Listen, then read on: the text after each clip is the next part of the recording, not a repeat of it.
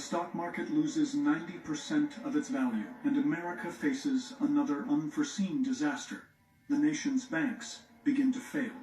So we all put our deposits in a bank, and we expect to get that money back with some interest. But if we all get scared, then I want to run to the bank before you do. I want to pull my money out before you do. And then everybody pulls out. That's a bank run, and the bank collapses. By the end of 1931, 3,000 banks have closed, and with them, billions of dollars simply vanish. To watch your net worth disappear in some cases in a matter of minutes and hours. I know they're just numbers, but there's a reality behind that. And there are so many people who lived through that period, and it changed them. It changed them forever. Half the active manpower of the United States drifting helplessly in search of work. Marriage is off 22%.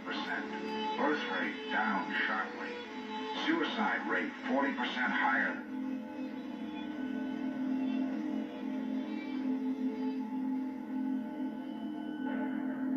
By the beginning of 1932, the world's strongest economy has ground to a halt. And this becomes the deepest, longest-lasting economic downturn, not just in U.S. history. It's a global phenomenon with a devastating impact. Spending is down across the board. In New York City, no one is leasing office space in DuPont's new tower.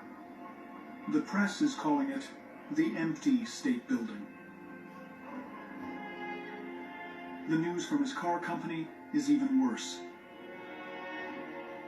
GM's sales are down by 2/3.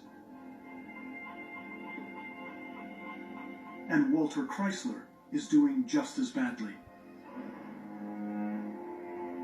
The reality is, if you've lost everything and you can't even afford to feed yourself, the last thing on your mind is going to be buying a new automobile.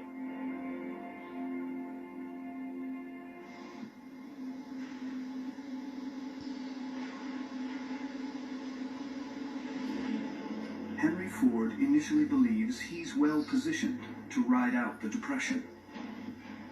Henry Ford, he never trusted Wall Street. He thought Wall Street was gambling and that it was to rip off the folks. All good here, folks.